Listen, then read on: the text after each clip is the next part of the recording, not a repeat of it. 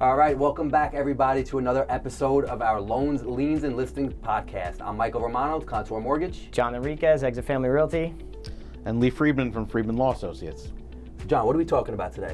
So we're going to talk about a lot of things that I get all the time. It's people ask me all the time, can I see a pre-foreclosure? Or I saw this house on Zillow, it's a foreclosure, or it's a short sale. And they get infatuated by the price. Obviously, it's a suppressed price because something's going on with the property. Right. So I have my favorite attorney in the world here to kind of explain it for me. So, Lee, what is the difference between a pre-foreclosure, a foreclosure, a short sale? What's the difference between the three? Well, in New York, there really is no such thing as a pre-foreclosure. It's a complete misnomer. In other states where there is no judicial process when it comes to foreclosures, essentially they send you a notice saying we're selling your house, and then they sell your house. So that would be considered a pre-foreclosure. In New York, once they serve you with a summons and complaint, the paperwork, you're in foreclosure. So there is no real pre-foreclosure in New York. Okay.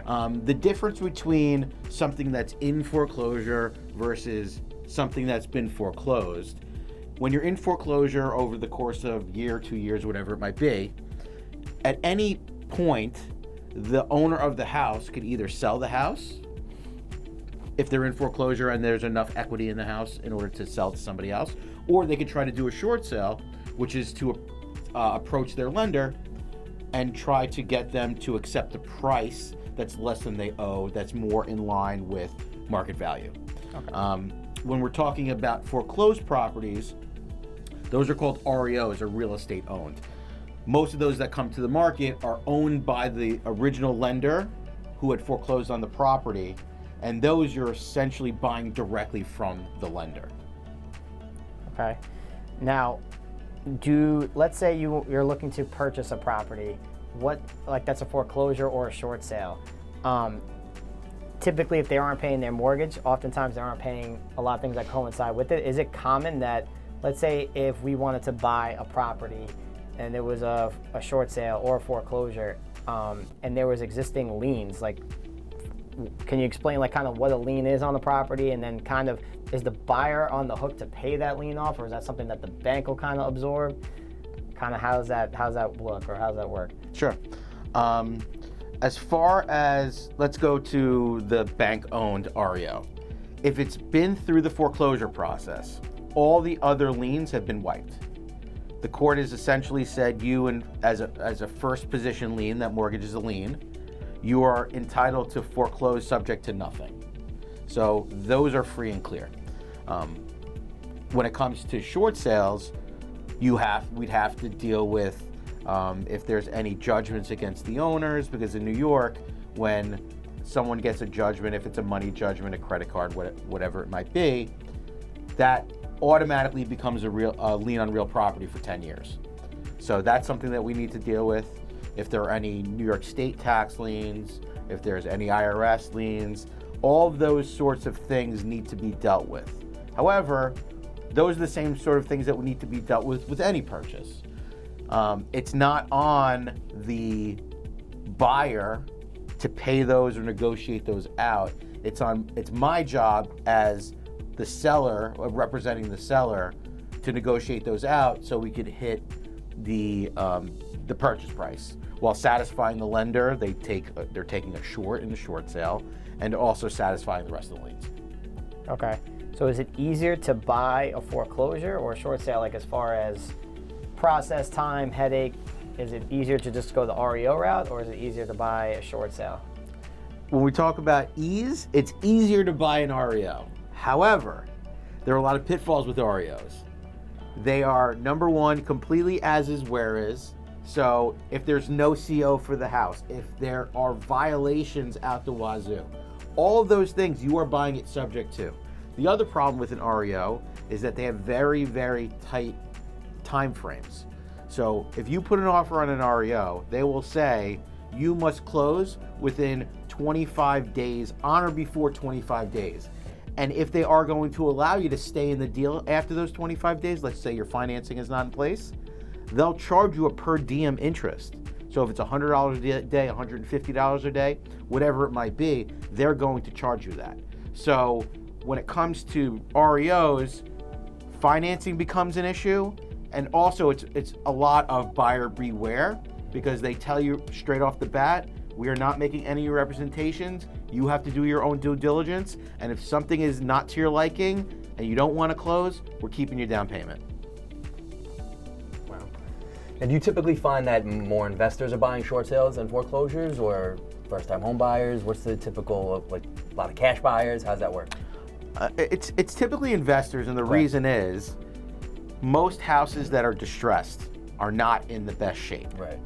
So when it comes to a home, somebody who's looking for a home, unless they are already prepared to put the money in for doing the rehab, or have already talked to the loan officer and know they could get a 2 or 3K loan or home style or something like that, they're not really in a position to make the house what they need it to be to live in it. Right. So what winds up happening is the large majority of short sales REOs go to investors who are going to put in the money to make it that brand spanking new house that you want to move into that's in mint shape.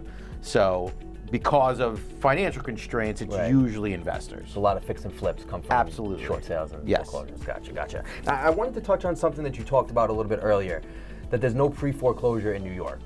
So I know somebody who is living in a house they're renting, and they got a notice in the mail saying that the house is in pre-foreclosure. The owner hasn't paid the mortgage in however long. So that house is technically in foreclosure?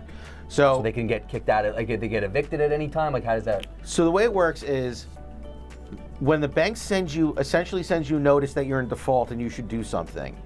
Whereas in other states that's public record, in New York it's not public record. Okay. So yes, there technically might be pre-foreclosure, but it's not public record, so you wouldn't necessarily be able to see it anywhere. The first stage that they need to do before they could actually, file a summons and complaint and start the foreclosure action is it's mandatory that they give you a 90-day notice. However, that 90-day notice also is not public record. So the first time that the public knows that a property is in foreclosure is when they've actually filed the foreclosure action and filed what's called the list pendants and notice of pendency, which is gets put on the property record to let everybody know that there's a lawsuit that involves the real property. However, if you're a tenant or somebody living there, you would be privy to something like that because you're living there, they want to serve everybody, so you know that the house that you're in is in foreclosure. That's how you, as a tenant, a resident in a house, would find out. But the general public would not know about those things until it gets to the lawsuit stage. Gotcha. And then from that point, for the tenant, how long do they have? Can they just get evicted? Not that it's their fault, but like, can the actually, bank take the property and kick them out? Or? Yeah, actually the way it works is, so foreclosure as a process in New York, and I'm talking about even pre-COVID moratoriums and stuff like that, was probably an 18 months to 2 year process, would say on average. Oh, wow. The tenant doesn't have to do anything during those times. However, during that whole process, the homeowner still owns the home. So if you as a tenant say, I'm not going to pay my landlord anymore because my landlord is in foreclosure, that landlord is absolutely within their right to start an eviction process and evict you for not paying. However, if it goes through the whole process, you're still living there, it goes to foreclosure sale occurs, and let's say it goes back to the bank. You as a tenant have rights because the New York State Legislature has said it's not fair to a tenant in a foreclosed house to just be kicked out on the street. So essentially what they say is you have the longer of 90 days post-sale or the duration of your lease, whichever is longer. So let's say you sign a 2-year lease, you don't know it's in foreclosure, you start a lease, you sign a 2-year lease, 6 months later, it's foreclosed on. Technically, you don't have to be out of that house for 18 months. However, most people who are in foreclosure or in houses that are in foreclosure, if it's at that advanced stage, don't have leases. They've either had a lease that expired, and if you're a month-to-month tenant, at that point, it's the 90 days. 90 days.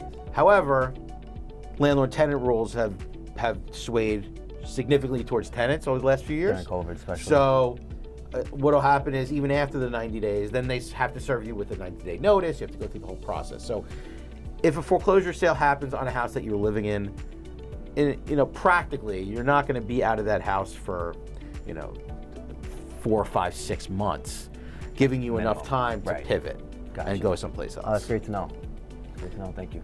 Another question I had was, I know predominantly the REOs are mostly towards like fix and flips investors and things like that, but can an FHA buyer or a conventional buyer buy one of those properties? Well, theoretically you could. It all depends on who the REO agent is and who the investor on that loan is. They have to decide whether or not they're going to allow for financing. Sometimes a house is in relatively decent shape. They want to get top dollar. The only way you're going to get top dollar as a lender who's selling a house that you've taken back is to go for someone who's getting financing, somebody who's going to be an end user. Right. Because invariably a cash buying investor who's going to put money in, is going to fix it and flip it, is not going to want to pay that top dollar. So you find houses that are in more affluent neighborhoods, in neighborhoods that people really want to live in, them being more flexible with financing. Gotcha. But even so, I think that it's really important that someone who is even considering it to be well vetted by a loan officer who could say to them, you could afford X, Y, and Z, and if you need to do, and if you're looking at rehabs and your agent's taking to see houses that are potential rehabs, you could afford, the max is this or that, and you could probably, we could work out $35,000 or $40,000 worth of repairs, and it would be within the framework of what you can afford. Right. That's something that people should absolutely do in order to set themselves up that if they do find something and they do find an REO where they are allowing for financing and they are giving you enough time to finance, that you're ready to rock and roll. Got it. Okay. You have any other questions? No, that was a lot of information. That was super informative, so I got a lot out of that. Hopefully all of our viewers got a lot out of that as well. Thank you guys for viewing. Again, I'm Michael Romano with Contour Mortgage. Jonathan Enriquez, Exit Family Realty.